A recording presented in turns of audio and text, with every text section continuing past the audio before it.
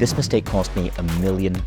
Yet most people either have made this mistake or are about to make this mistake in their career. I learned about this mistake when I was talking to Robert Allen recently. Robert Allen is the best-selling author of books like Nothing Down and Multiple Streams of Income. He is a business genius who helps people increase their net worth by teaching them property investing as well as how to create passive streams of income. I first discovered Robert's books in 1998. In fact, his book Multiple Streams of Income helped inspire me to become an entrepreneur before I even graduated college. Recently, I got to know Robert when he was speaking at a Mindvalley event. And as we sat down, he told me something really interesting about his company. He said, in my company, when someone on my team buys a house, we do not celebrate them. In fact, we look at them as if they've made the dumbest decision in the world. And I found this really interesting because growing up, my dream was to own a home. For most of us, our dream is to own a home. Yet here is one of the top advisors to the wealthy saying, do not buy a home. He says, always rent. Don't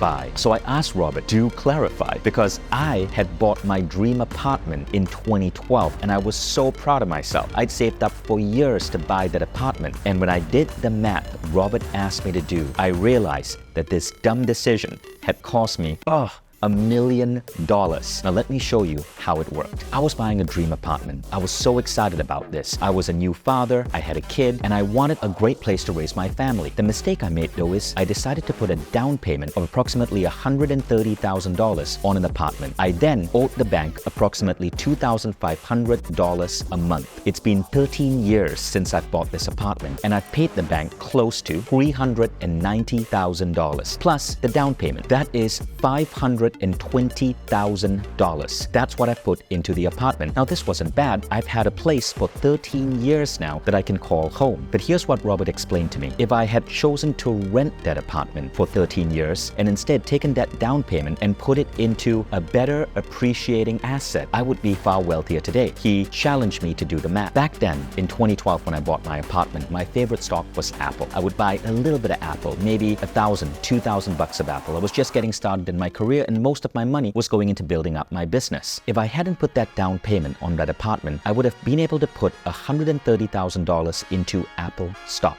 Apple stock back then was $13.60. Today, that same Apple stock is $174. It's gone up 1,283%. That down payment that I would have put in Apple stock 13 years later would have been worth $1.6 million.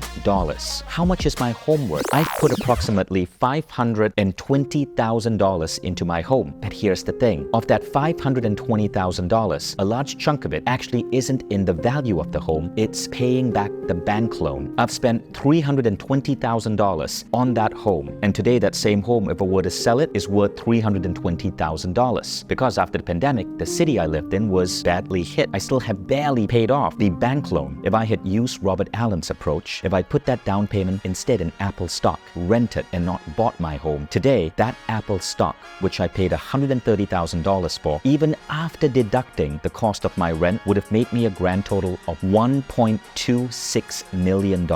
That's a lot of money. That's almost $100,000 a year in profit. That's a pretty damn good salary. But even if you didn't invest in Apple, even if you invested in a basic exchange-traded fund such as Invesco QQQs, is a fund that grows with the growth of the top 100 companies in the NASDAQ. If I just put my money in a basic index fund or ETF, I would have still made a gain and a profit of $683,000. That's still a lot of money. The big lesson here is this. Sometimes when it comes to getting wealthy, to making money, what we've been trained to do by our education system and even our parents is not necessarily right. They are powerful tips and strategies that we can apply to help us grow our income, grow our wealth. If I'd known 10 years ago what I know today, I calculated that I would be significantly wealthier. If you find this idea interesting, I want to invite you to join me and Robert Allen in a live summit we're going to be doing shortly. You see, so many people in Mindvalley are entrepreneurs. In fact, startup founder, entrepreneur, and CEO are the three biggest job titles in Mindvalley. So we know a lot of you are go-getters, people who are doing great things and also want to accumulate a really great bank account. Just because you're an entrepreneur, a startup founder, or a CEO doesn't mean that you're financially smart. These are two different areas of knowledge. And this is why on November 17, 18, and 19, Mindvalley has put together a 3-day wealth summit. It's going to be happening live in London, but you can also tune in via Zoom. Robert Allen, who has now become one of my mentors, is going to be our main speaker. But you're also going to hear from me, from Paul McKenna, and from Alfio Bardola, who's one of the top financial trainers in Europe. Event tickets are super affordable. It's just $400 for 3 days. On day 1, we go deep